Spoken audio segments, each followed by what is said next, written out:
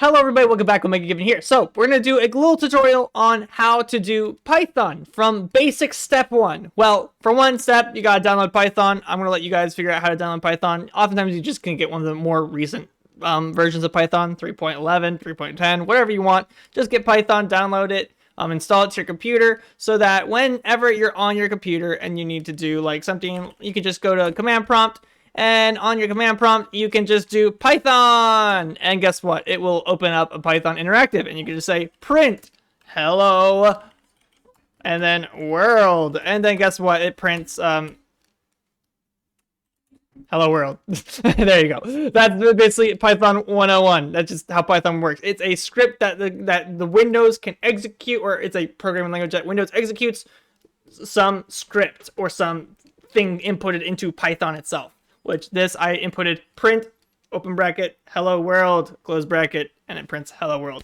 But okay, that's like step one basically of everything. But I want to do something that like people don't make the connection of, because oftentimes people skip from this directly to how do you use a IDE, interactive development environment, like PyCharm, I don't know, like a Windows, Microsoft, Visual Studio, whatever it's called. All those different things you can use, which they're all good. You can go on to that step. But I want to show you something that's super simple that people oftentimes forget. What we're going to do is we're going to open up a new text document. We're going to say hello world on this text document. What we're going to do is open up this text document. Now that we have this text document open, what we're going to do here is we're going to do print hello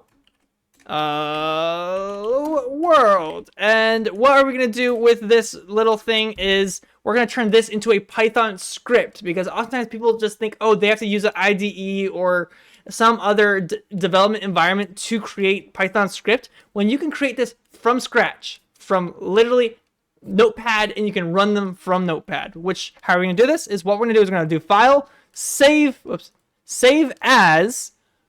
Make sure you click all files. So it needs to save as type needs to be all files.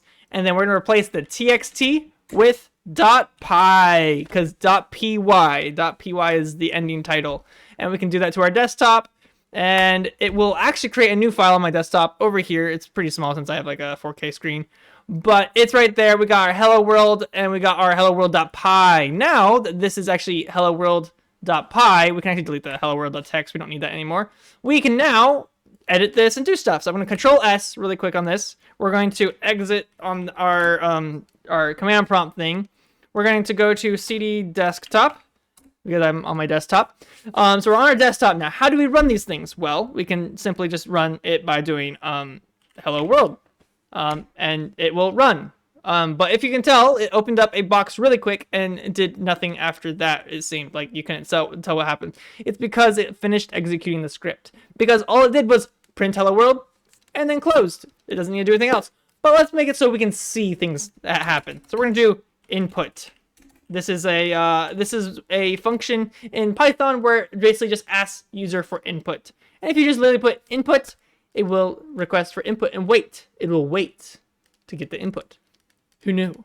All right, so let's save that and let's rerun our hello Python. There we go. Now we have hello world just written right there in a new screen, because that's how it runs. All right. That is really a step that I think people skip oftentimes in how to do Python or how to do any kind of scripting language. You can't really do this for everything necessarily. Because, for example, Java, you need to make sure you set them up in packages in order for them to be consolidated down, because it's a consolidation language. You have to consolidate it down. Python's a scripting language where you can just run script by script, like literally top to bottom just runs. So it's super simple compared to some other languages. But this is a very good, easy step to get into programming. If you don't want to involve IDEs and stuff, you can literally just install Python itself and just create stuff based on here. Next step I would actually recommend for people to do is actually get Notepad++. If you don't want to work with the IDE, Notepad++ is pretty good about just like formatting and everything, unless you want to actually do Notepad, and that way it's a pain in the butt. But yeah, like and subscribe if you think this is helpful, and yeah, I'll see you all, who knows, maybe I'll do another tutorial. Bye bye.